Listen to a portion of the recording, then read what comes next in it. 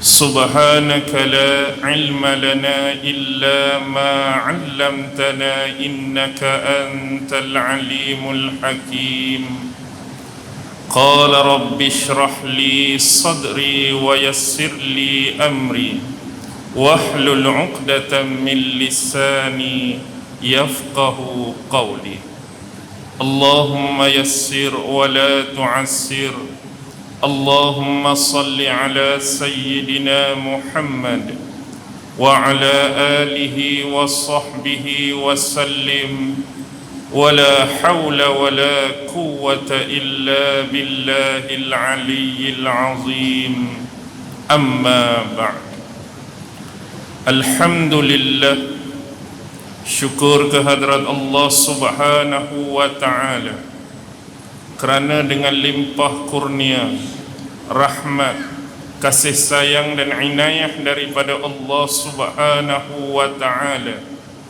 dengan keizinan dan kekuatan daripada Allah subhanahu wa ta'ala, alhamdulillah, pada malam ini kita sama-sama dapat menyempurnakan salat Isya secara berjemaah, salat sunat tarawih sekaligus salat sunat witir juga secara berjamaah. Alhamdulillah, mudah-mudahan 10 malam yang terakhir Allah tetap memberikan keizinan dan kekuatan yang sama untuk kita menyempurnakan, sama ada berpuasa di belah siangnya dan menambahkan ibadat-ibadat sunat yang lain pada malam harinya insya-Allah. Allah subhanahu wa ta'ala berfirman di dalam suratul Baqarah merujuk ayat 185. Allah subhanahu wa ta'ala berfirman, Syahrul Ramadan allazi unzila fihi al-Quran hudal linnasi wa bayyinatin minal huda wal furqan. Al-Baqarah 185. Bila Allah berbicara mengenai bulan Ramadan, cuba tuan-tuan dan puan-puan perhatikan ayat yang berkaitan dengan bulan Ramadan hanya disebutkan oleh Allah subhanahu wa ta'ala di dalam Al-Quran hanya sebanyak 5 ayat secara berterusan dan secara berturut-turut, iaitu bermula ayat 183, 184, 185, 186 dan 187. Dan ini adalah sesuatu perkara yang dianggap ajaib, ghanih, dan ini suatu perkara yang hebat, tidak sebagaimana hukum-hukum dan syariat yang disebutkan oleh Allah di dalam Al-Quran. Sebagai contoh, bila Allah berbicara mengenai salat, Allah menyebutkan kadang-kadang di dalam sesuatu surah dalam ayat yang tertentu, dan Allah menambahkan berkaitan dengan salat di dalam surah-surah yang lain dan pada ayat-ayat tertentu. Begitu juga berkenaan dengan kewajipan zakat, Allah sebut dalam satu surah dan Allah sebut dalam surah yang lain. Begitu juga berkaitan dengan ibadah haji, Allah sebut pada tempat-tempat tertentu di dalam surah, pada ayat tertentu, dan disebutkan di dalam surah yang lain. Tetapi tidak pada ibadah Ramadan. Allah menyebut cuma 5 ayat ini secara berterusan, secara berturut-turut. Ini memaksudkan kepada kita tidak ada ayat yang lain di dalam Al-Quran berkaitan dengan Ramadan pada surah-surah yang lain dan pada ayat-ayat yang lain. Dan Allah menyebutkan di dalam ayat Al-Baqarah 184 dengan lafaz dan kalimah ayyaman ma'dudat, iaitu dalam ayat 185 ini Allah nak memberikan penjelasan kepada kita mengenai lafaz ayyaman ma'dudat, iaitu hari-hari tertentu yang telah dikodarkan oleh Allah Subhanahu wa taala.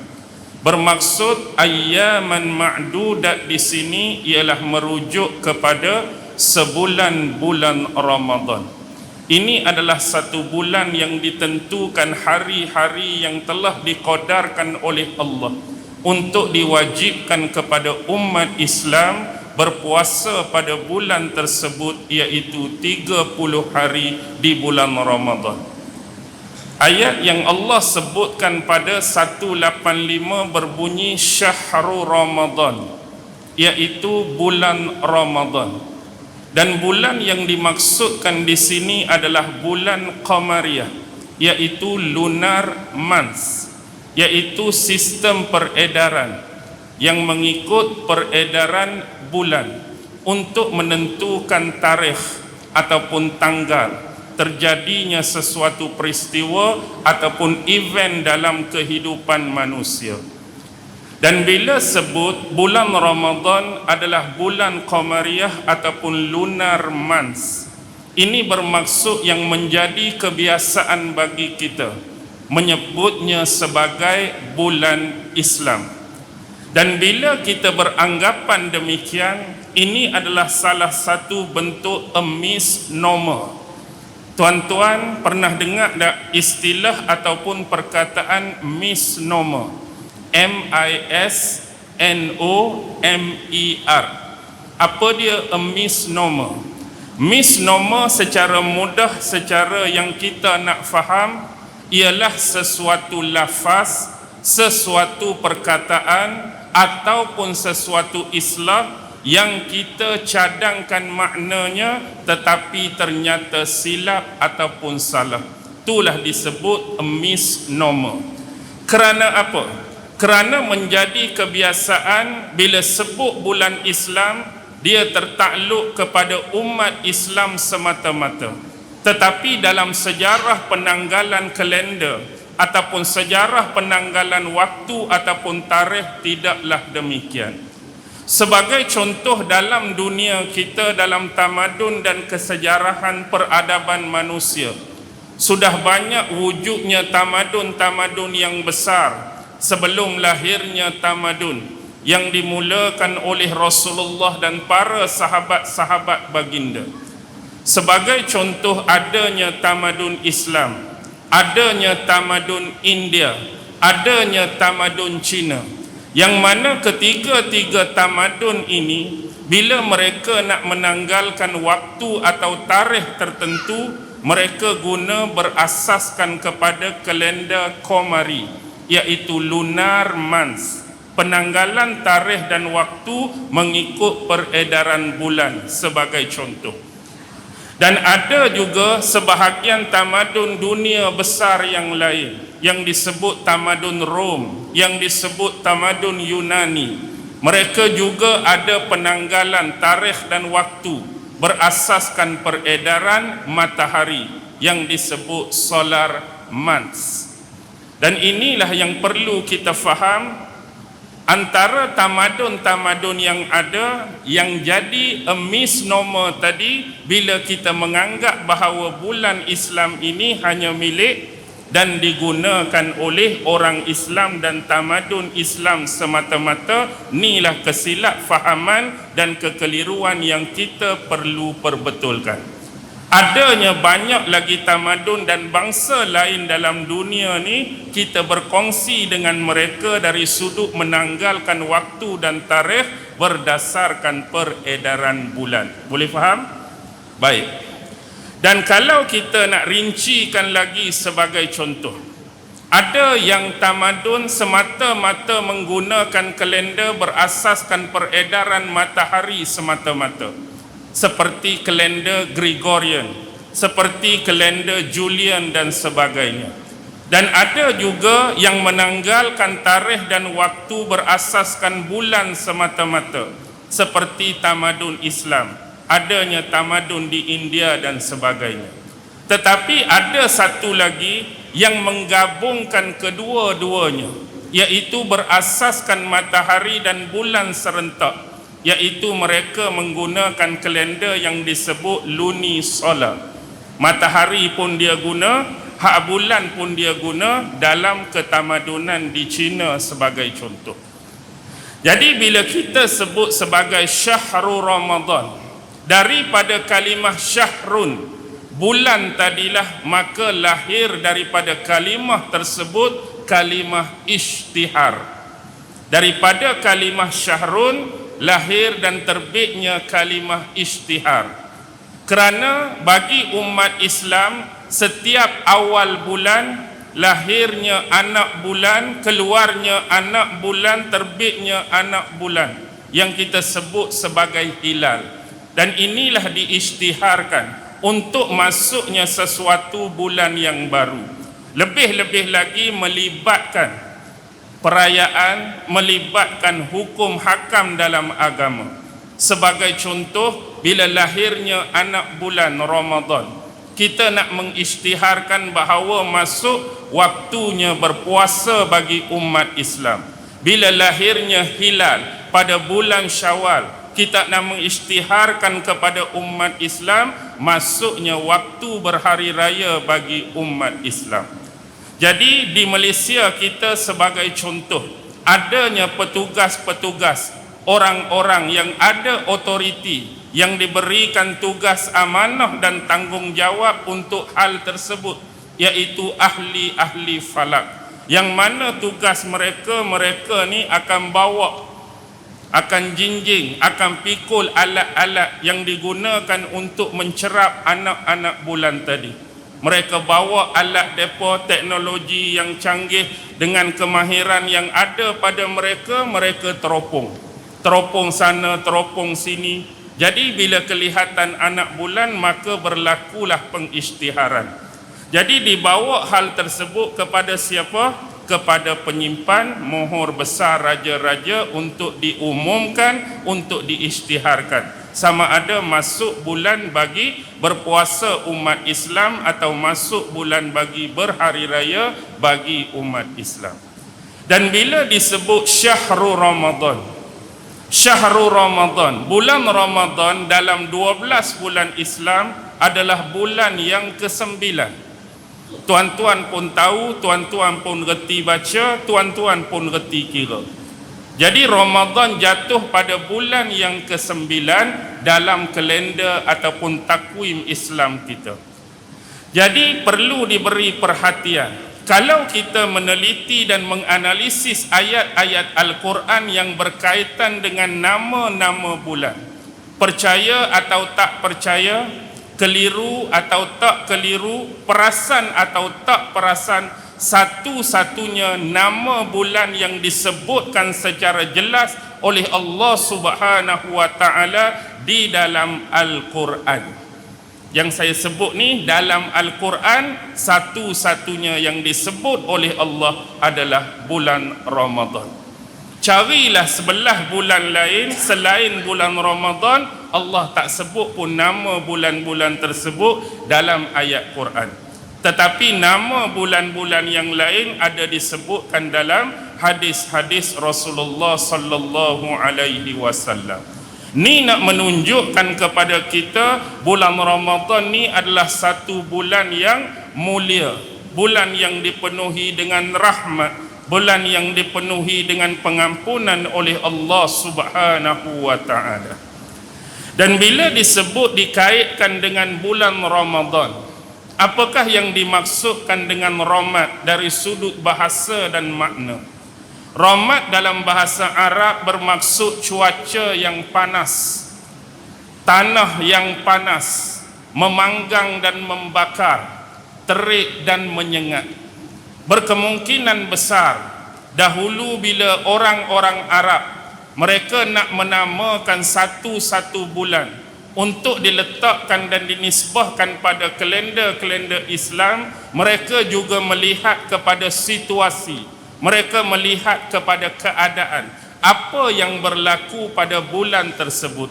Mungkin atas sebab itulah dinamakan bulan ini sebagai bulan Ramadan, kerana bulan tersebut adalah bulan yang mempunyai cuaca yang amat panas, yang terik, menyengat dan membakar.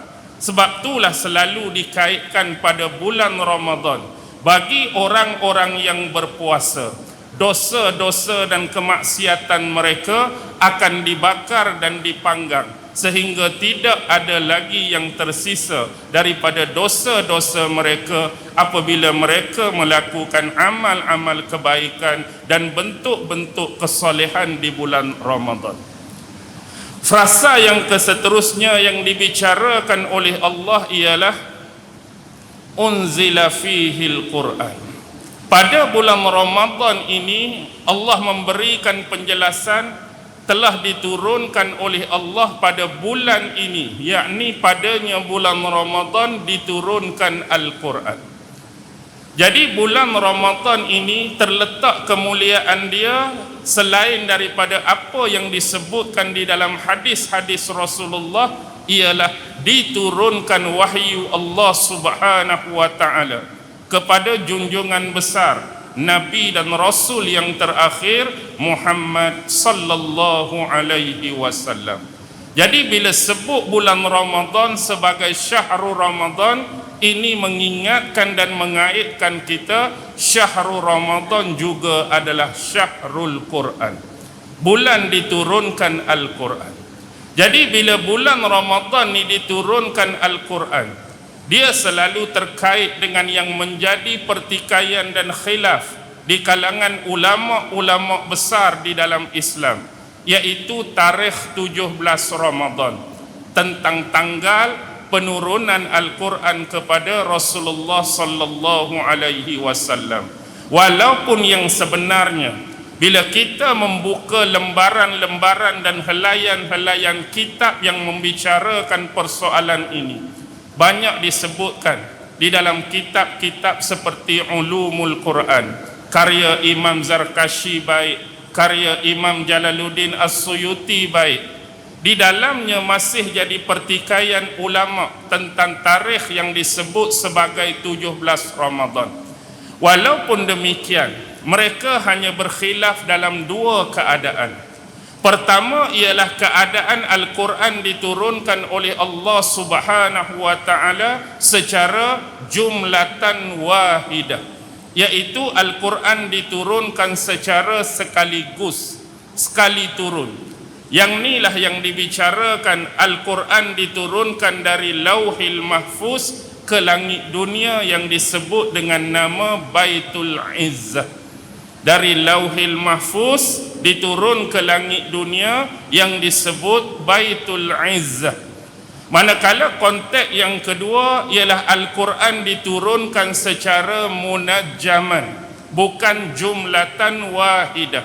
Apa dia munajjaman? Bermaksud Al-Quran diturunkan secara berperingkat, secara sedikit demi sedikit kepada Rasulullah sallallahu alaihi wasallam, yang mengambil masa lebih kurang 23 tahun secara umum. Ada ulama-ulama yang menyebutkan bahawa Al-Quran yang diturunkan secara munajjaman dan berperingkat ni ialah 22 tahun, 2 bulan, 22 hari. Lalu kita dirumuskan nak mudah dan senang ingat, 23 tahun. Inilah yang jadi perbahasan di kalangan ulama-ulama. Walau bagaimanapun, kita harus memahami sebagai umat Islam bahawa pada bulan Ramadanlah diturunkan wahyu yang pertama kepada Rasulullah sallallahu alaihi wasallam. Di mana? Di Gua Hira. Ketika wahyu pertama diturunkan oleh Allah kepada Nabi Muhammad pada bulan Ramadan, pada waktu tersebut bulan Ramadan belum disyariatkan kepada umat Islam untuk berpuasa. Maksud di sini bulan Ramadan hak wahyu pertama turun tu belum lagi disyariatkan berpuasa kepada umat Islam.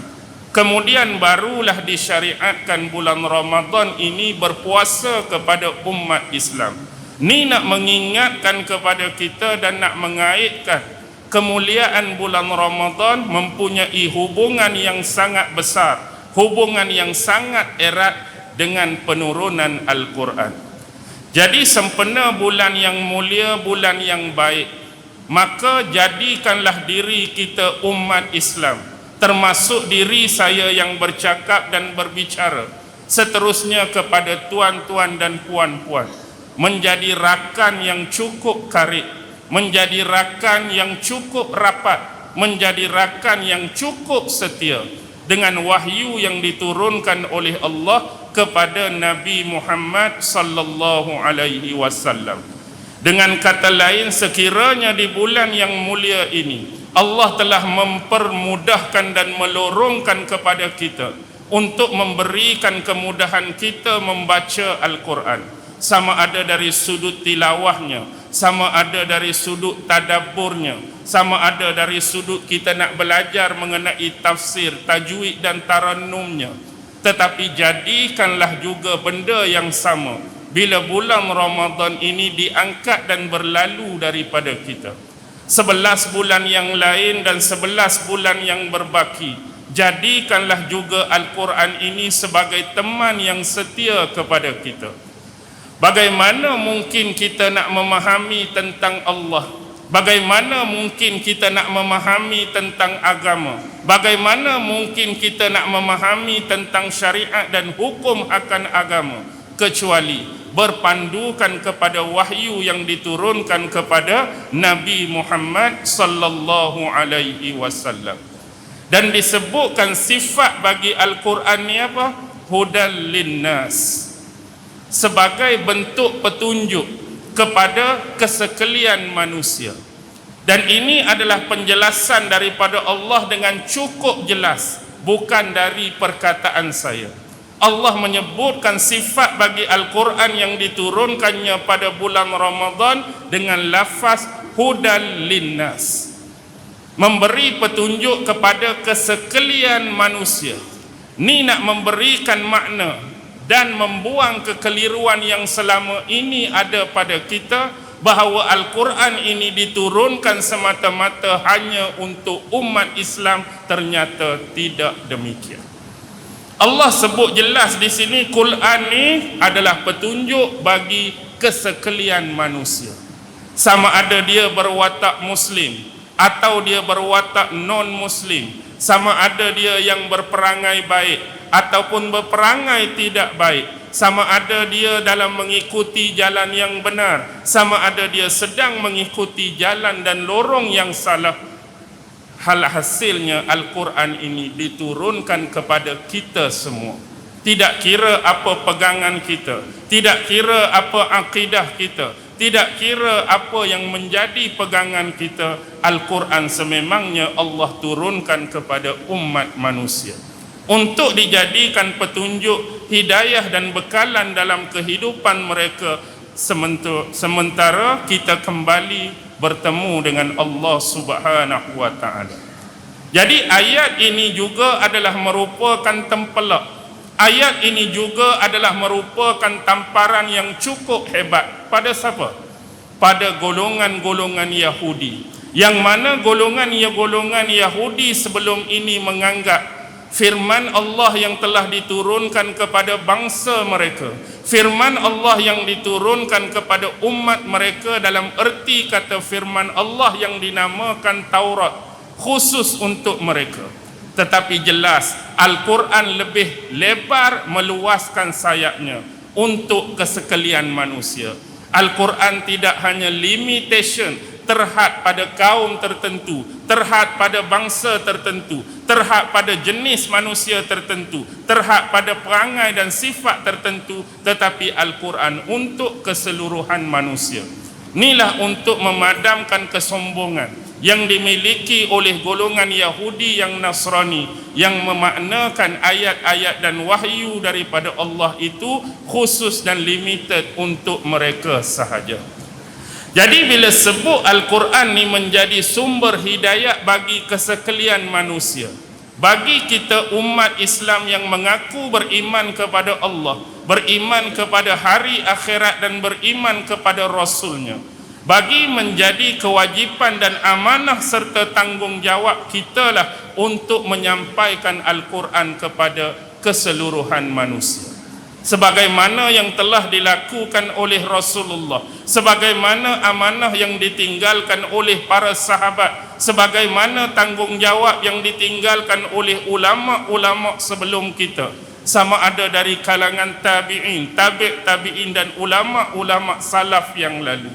Hari ini jadi amanah bagi kita yang mengerti Al-Quran, faham Al-Quran, yang mengamalkan Al-Quran untuk menyampaikan dakwah Al-Quran kepada golongan-golongan yang jahil, golongan-golongan yang tidak mengerti, golongan-golongan yang tidak mengetahui, bahkan sejauh kepada golongan-golongan yang menentang Al-Quran, golongan-golongan yang mempersendakan Al-Quran, golongan-golongan yang meremeh-remeh dan senantiasa mencari kesalahan-kesalahan Al-Quran. Itu jugalah kewajipan bagi kita untuk menyampaikan perkara yang hak dan yang benar. Tanggungjawab ni bukan tanggungjawab yang mudah dan senang, tetapi walaupun besar, sulit tanggungjawab ini, tetapi itulah amanah untuk memperkenalkan Allah kepada mereka, untuk memperkenalkan wahyu kepada mereka, untuk memperkenalkan agama, hukum hakam dan syariat kepada mereka. Dan Allah meneruskan dengan frasa yang seterusnya, wa bayyinatin, yaitu memberikan keterangan-keterangan bagi petunjuk tersebut. Al-Quran ini bukan berhenti pada menjadi petunjuk kepada sekalian manusia, tetapi Al-Quran membawakan keterangan-keterangan, bukti-bukti yang kukuh dan jelas untuk difahami oleh manusia bagi yang mahu berfikir tentangnya. Dengan kata lain, Al-Quran bukan mendatangkan sekadar hujjah, sekadar dalil, sekadar bukti. Al-Quran ini datang dengan membawa keterangan-keterangan yang cukup meyakinkan, keterangan-keterangan yang cukup absolutely daripada kebenaran, daripada hujah-hujah yang dibawa. Dia bukan sekadar membawa ilmu, dia bukan sekadar membawa pengetahuan, dia bukan sekadar membawa kisah-kisah dan informasi, tapi dia dengan jelas mendatangkan bukti-bukti dan kebenaran dari hal tersebut. Bila Al-Quran berbicara mengenai ilmu, telah jelas bukti dan kebenarannya. Bila Al-Quran berbicara mengenai pengetahuan, jelas ada bukti dan kebenarannya. Bahkan bila Allah berbicara mengenai dirinya sendiri, telah diterangkan secara jelas bukti dan kebenarannya. Bila Al-Quran berbicara mengenai kisah para Nabi dan Rasul, ada bukti dan kebenarannya. Bila Allah berbicara mengenai syariat dan hukum hakam dia, ada bukti dan kebenaran dia. Bila Allah berbicara mengenai alam jagat raya, baik yang melibatkan langit, baik yang melibatkan bumi, ada bukti dan kebenarannya. Bila Allah berbicara mengenai entiti-entiti yang disebutkan dalam Al-Quran, baik berupa namanya malaikat, baik berupa namanya nabi dan rasul, baik berupa namanya manusia, baik berupa namanya jin, baik berupa namanya haiwan dan tumbuh-tumbuhan, ada jelas bukti dan kebenarannya. Ini kita perlu fahami dengan baik. Dan yang terakhir Allah menyebutkan wal furqan. Dan Al-Quran ini sekiranya difahami, sekiranya dibaca, sekiranya diamalkan, dia akan menjadi pembeza, pemisah di antara hak dengan yang batil. Allah akan memudahkan lorongan kepada kita untuk membezakan mana yang sebenar dalam agama, mana yang tidak sebenar dalam agama, mana yang hak dalam agama, mana yang batil dalam agama, mana yang benar dalam agama dan mana yang salah dalam agama. Dan bila itu diperkenalkan kepada kita tuan-tuan dan puan-puan, kita harus melakukannya secara ma'an. Apa dia ma'an? Kebersamaan. Maksudnya dalam masa yang sama. Dengan kata lain, bila agama menjuruskan kita kepada tauhidul khalis ilallah, tauhid yang benar kepada Allah, tauhid yang suci kepada Allah, dia bukan sekadar menceritakan kepentingan dan kebaikan tauhid, tetapi dalam masa yang sama opposite, lawan bagi tauhid iaitu syirik juga harus diperkenalkan dalam masyarakat.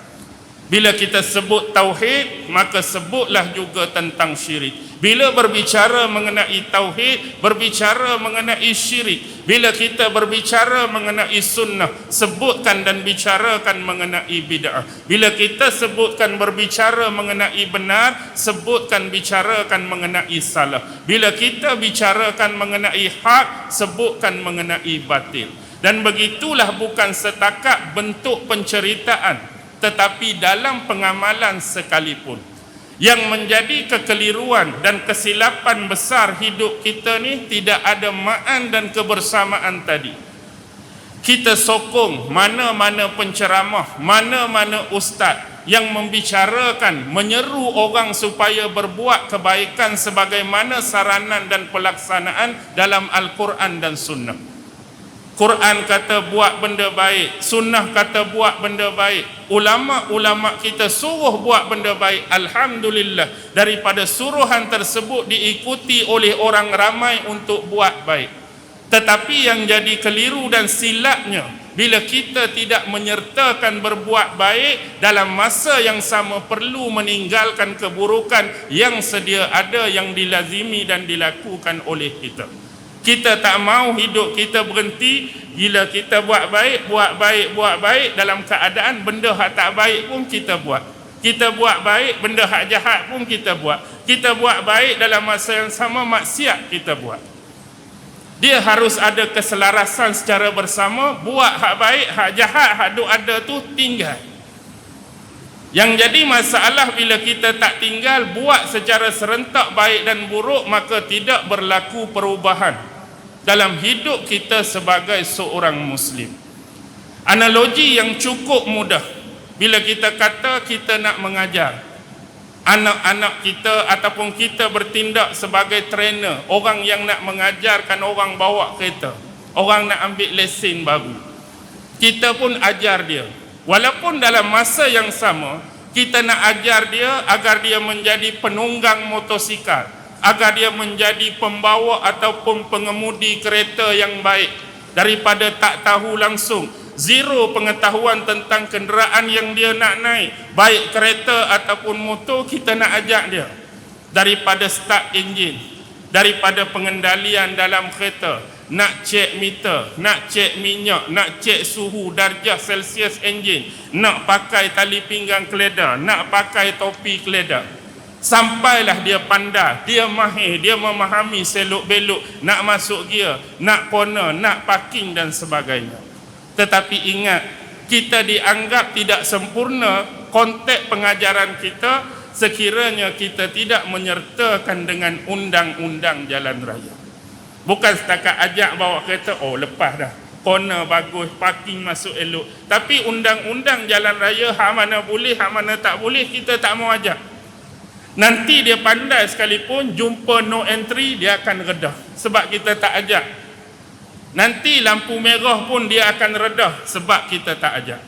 Tu hak kita tak ajak, ni dah aduk ajak elok-elok, lesen L jadi P, hak P jadi hebat semua pun, hak geng motor biasanya tak dan hijau lagi, merah tu pun dia redah juga. Ni nak habaq hidup kita ni, kalau berkenderaan perlu ada brake. Ada masa kita straight, ada masa kita jalan. Tapi dalam hidup kita ni ada ketikanya kita kena perlahan, ada ketika kena tekan brake. Tekan brake tempat mana? Tempat-tempat yang dilarang dan tak boleh. Begitulah kita dalam hidup. Ada benda yang diperintahkan oleh Allah, bila bertemu dengan benda-benda yang menjadi larangan Allah, perlahan sikit tekan brake. Ni tak tahannya, hak Allah larang pun 80 juga. Hak Allah tak bagi pun 100 juga. Hak Allah tak mau bagi pun 120 juga. Tu tuan-tuan tanyalah iman, tepuk dada tanya iman masing-masing. Di mana keadaan, situasi dan condition kita sekarang. Jadi untuk lebih faham, Al-Quran ni dah bagi formula-formula secara umum untuk kita faham dan mengerti hak mana boleh, hak mana tak boleh, hak ni betul, hak ni salah, tu kena faham. Sebagai contoh, formula Al-Quran secara umum yang selalu kita baca hari-hari dah berjuta kali, puluh juta mungkin, lafaz Bismillahirrahmanirrahim. Dengan nama Allah yang Maha Pemurah lagi Maha Mengasihani. Jadi kita dalam apa-apa hal, perlakuan, perbuatan, kita mulakan dengan lafaz Bismillah, menyebut nama Allah. Kalaulah setiap perbuatan kita tu nak Al-Quran bukukan, setiap perbuatan kita nak Al-Quran rekodkan, agak-agak Al-Quran hari ni hak tebal ni lebih kurang jadi tebal mana? Kalau Al-Quran nak sebut satu-satu, aku makan dengan Bismillahirrahmanirrahim, aku minum Bismillahirrahmanirrahim, aku nak pakai baju Bismillahirrahmanirrahim, aku nak baca buku Bismillahirrahmanirrahim. Segala perbuatan kita hak 1001 macam, segala mak nenek ni kalau Quran nak sebut satu-satu tu agak-agak tebal mana bang? Aku nak minum Bismillahirrahmanirrahim, aku nak baca Bismillahirrahmanirrahim, aku nak tidur Bismillahirrahmanirrahim, aku nak start kereta, habis sebalak. Tebal ni. Al-Quran dah bagi informasi dan formula yang umum guna. Antara yang lain yang melibatkan hukum dalam Al-Quran, bila Al-Quran mengarahkan kita untuk memuliakan, menghormati, menyantuni kedua ibu bapa. Dan jangan sekali-kali menyebutkan pada mereka hanya lafaz uffin. Pun tak boleh dah. Pun tak boleh dah. Umum. Walaupun Al-Quran tak sebut jangan tengking, Al-Quran tak sebut jangan katok, Al-Quran tak sebut jangan marah, Al-Quran tak sebut jangan jerekah. Jadi formula hak umum tadi, pun tak boleh, hak lain tu boleh faham sendirilah. Kalau nak sebut satu-satu lepas pun tak boleh, jerekah pun tak boleh tengok, tebal lagi pula lah. Jadi faham formula ni. Nak bagi faham macam mana, gunakan peluang bukan setakat bulan Ramadan ni untuk kita muhasabah balik diri kita. Bukalah Al-Quran, rajinlah baca Al-Quran. Di sana apa yang saya sebut tadi tersembunyi semuanya. Ada ilmunya, ada pengetahuannya, ada syariatnya, ada hukum hakamnya, ada banyak pengetahuan dan informasi yang Allah letak dalam Al-Quran. Baki lagi tunggu apa? Tunggu rajin dan malas kita untuk tilawah dan tadabburkan Al-Quran. Jadi mudah-mudahan pengisian yang sementara, yang singkat dan santai pada malam ini sekurang-kurangnya dapat masing-masing memuhasabah diri kita. Terutama siapa? Saya ni lah hak sembang daga-daga, hak sembang kuat-kuat ni untuk diri saya. Mudah-mudahan Allah memberikan kemudahan atas saya mengamalkan apa yang saya sebutkan tadi. Dan itulah juga yang diharapkan kepada tuan-tuan dan puan-puan. Semoga Allah juga memberikan kemudahan yang sama untuk membaca, memahami dan mengamalkan Al-Quran secara keseluruhannya. Dengan ni saya berhenti di sini. Wabillahi taufiq wal hidayah. Wassalamualaikum warahmatullahi wabarakatuh.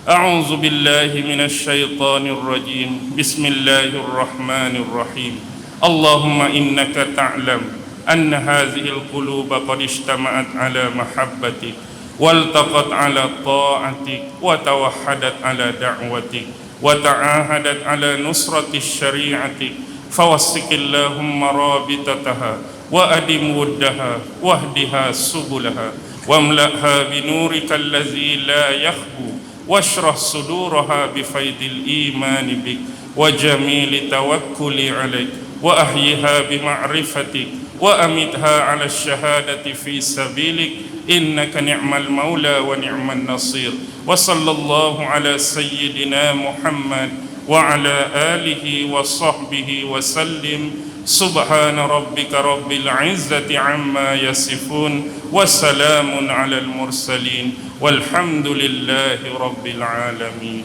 الله أكبر.